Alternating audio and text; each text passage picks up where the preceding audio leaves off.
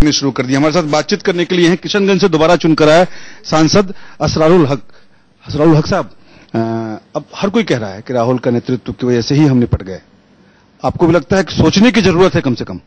नहीं, सुनिए, मैं एक किसी पर्टिकुलर शख्स को इसके लिए जिम्मेदार नहीं समझता, लेकिन अलबत्ता पूरी पार्टी को बैठ करके सोचना चाहिए कि अपने लिए और मुल्क के लिए अब फ्यूचर में हम क्या कर सकते हैं और जो बेहतर हो वो फैसला करना चाहिए। लेकिन जिन लोगों ने सलाह दी, ऐसा सलाह दिया, चुनाव के दौरान जयराम रमेश ने कह दिया कि थर्ड फ्रंट को समर्थन देंगे, फिर कह दिया कि 60 साल या 70 साल से ऊपर के लोगों को चुनाव नहीं लड़ना चाहिए। इस तरह की जो फिजूल की बयानबाजी हुई, उससे नुकसान तो हुआ। देखिए, जो कुछ भी हुआ उसका नतीजा भी सामने आ गया।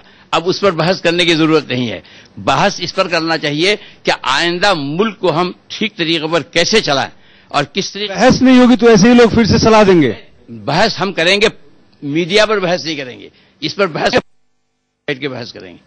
लेकिन आपको नहीं लगता है कि मीडिया में बहस नहीं होगी? आपको लगता है कि सोनिया गांधी रहती तो ज्यादा, चूंकि उनकी वजह से कांग्रेस पार्टी तो हमारी, सोनिया जी तो हमारी सबकी मुश्तरका लीडर हैं। हम हर हाल में उनके साथ हैं, कल भी थे, आज भी हैं, कल भी रहेंगे।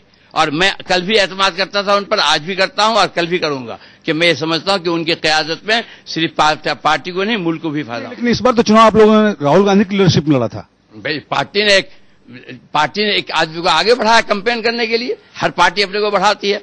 जब बीजेपी ने नरेंद्र मोदी को बढ़ा दिया, मोदी के मुकाबले तो हार गए। सुनिए, हार जीत तो होती रहती है। क्या इस मुल्क के अंदर 67 नहीं आया? इस मुल्क के अंदर 80 नहीं आया? ये तो सियासत के अंदर तो कोई कभी क्या ऐसा, इससे पहले ऐसा नहीं हुआ। इस बार तो कांग्रेस मुक्त भारत निर्माण हो गया, विपक्ष का नेता भी नहीं बन पाएगा आपका। कोई बात नहीं है, विपक्ष का नेता बने न बने, लेकिन जो बुनियाद इस मुल्क की है वो सेकुलरिज्म इसके पास है। बात है कि आप भी सच कबूल नहीं कर रहे हैं। कांग्रेस का कार्यकर्ता कर रहा है कि राहुल गांधी रहे तो आगे कुछ भी नहीं हो पाएगा। मैं किसी एक शख्स का नाम नहीं ले सकता, मेरा एक तरीका नहीं है। मैं उसूल के खिलाफ समझता हूं। मैं ये समझता हूं कि सबकी जिम्मेदारी और सबको सोचना चाहिए कि आगे मुल्क को हम कैसे ले जा सकते हैं। अभी जब कांग्रेस वर्किंग कमेटी की बैठक हुई थी, प्रधानमंत्री ने भी जिम्मेदारी ली।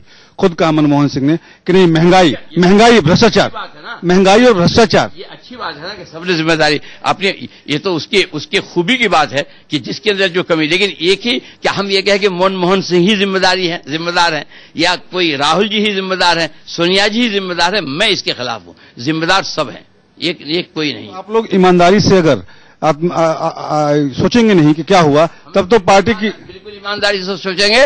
और सोचने का तरीका ये नहीं होगा कि हम अकेले आकर के प्रेस में बयान देते रहेंगे उल्टे सीधे, जिससे हम और भी अपने पार्टी को जिम्मेदारी तय होनी चाहिए। ये बिल्कुल हम लोग जब बैठेंगे पार्टी में, जहां जिसका फोरम है वहां बैठेंगे, वहां बैठ करके हम लोग ये तय करेंगे कि कैसे क्या होना चाहिए। अब तक ये होता आया है कि जो आसान सा शिकार होता है उस पर हाथ रख दिया और बाकी जो किसी गलती है वो, मतलब जिम्मेदारी तय होगी ना ईमानदारी से। क्यों नहीं होगा? क्या हर जगह होगा? बात करेंगे हम लोग इस पर, लेकिन यह है कि ये बात हम वहां करेंगे जहां पर करने की है। जहां करने की नहीं है वहां हम ये बात नहीं करेंगे। हमसे बातचीत के लिए बहुत बहुत शुक्रिया।